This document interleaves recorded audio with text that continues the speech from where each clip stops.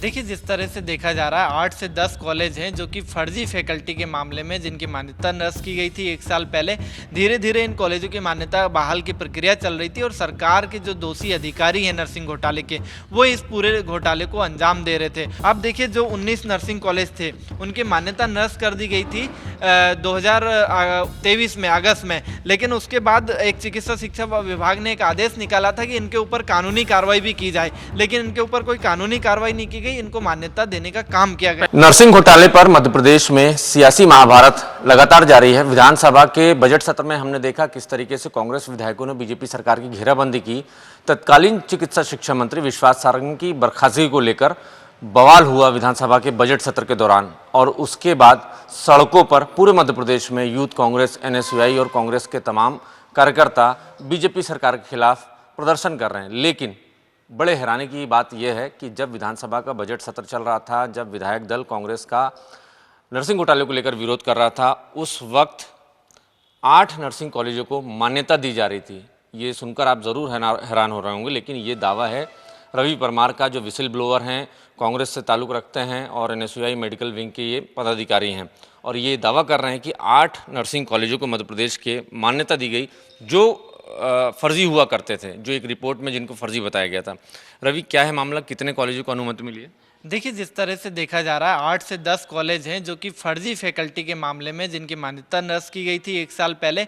अगस्त 2023 में इन कॉलेजों की मान्यता निरस्त की गई थी। इनमें से 19 नर्सिंग कॉलेजों की मान्यता निरस्त की गई थी।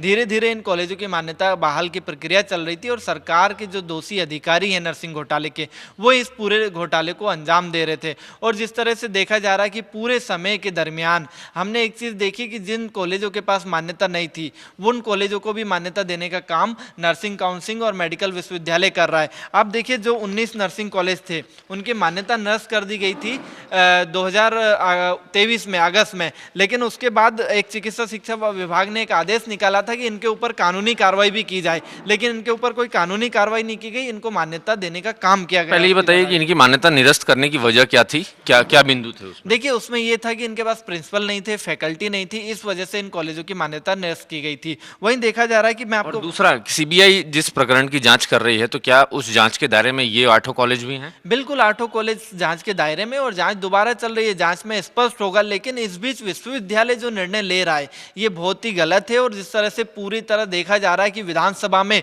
सरकार जवाब देने से बचती रही, जो जिनको जवाब देना था डिप्टी सीएम राजेंद्र शुक्ल, जिनके पास पूरे विभाग की जिम्मेदारी है, वो जवाब देने की बजाय इन दोषी अधिकारियों और फर्जी नर्सिंग कॉलेजों को संरक्षण दे रहे हैं। और जिस तरह से मैं आपको बताऊं कि ये मार्च 2024 का एक आदेश है मेडिकल विश्वविद्यालय का, इसमें स्पष्ट लिखा है कि 8 नर्सिंग कॉलेज वो हैं जिनको एमपी एनआरसी द्वारा मान्यता निरस्त कर दी गई है। मतलब मार्च 2024, 3 महीने पुरानी बात है, और फिर ज्यादा लंबे समय नहीं हुआ, उसके बाद ही इन कॉलेजों की मान्यता बहाल की प्रक्रिया चालू कर दी गई। और 4 जुलाई 2024, जिस दिन विधानसभा सत्र में हंगामा हो रहा था, जिस दिन विधानसभा में नर्सिंग घोटाले की आवाज उठ रही थी, सड़कों पर कांग्रेस और पूरे छात्र अपनी आवाज उठा रहे थे, उस दौरान कई कॉलेजों को मान्यता दी जा रही है। अब आप इसमें सबसे हैरान कर देना, कौन से कॉलेज हैं, पहले एक बार दर्शकों को हमारे बताइए। मैं बताऊं, सबसे हैरान करने वाली बात है Lord Buddha college of Rewa का है। ये एक पैरामेडिकल कॉलेज है और इसको 2020-21 सत्र के लिए संबंधता चाहिए थी, वो भी कब, 2024 में। मार्च में इसको अमान्य कर दिया,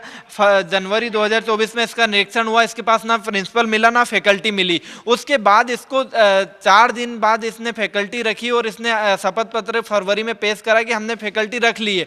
उसके बाद इसको मान्यता दे दी गई। मतलब जिसके पास 4 साल फैकल्टी नहीं थी, 4 साल प्रिंसिपल नहीं थी, उसने बच्चों को पढ़ाया क्या होगा। वहीं जैसे ये 8 नर्सिंग कॉलेजों की जो बात की जा रही थी, उसमें ज्ञान स्कूल ऑफ नर्सिंग धार है, इंदौर इंटरनेशनल कॉलेज ऑफ धार है, मधुबन कॉलेज। मैं दर्शकों को दिखा दूं, ये कॉलेजों की लिस्ट है जिन 8 कॉलेजों को मान्यता दी गई है, और इसी पर कांग्रेस की आपत्ति भी है। ज्ञान स्कूल ऑफ नर्सिंग धार की, Indore international college Dhar, Madhuban college of nursing Indore, Sailana college of nursing Ratlam, Shri Ravindranath Tagore institute Khandwa, technocrat Bhopal, Maharana Pratap school of nursing Bhopal और Premvati college of nursing Jabalpur.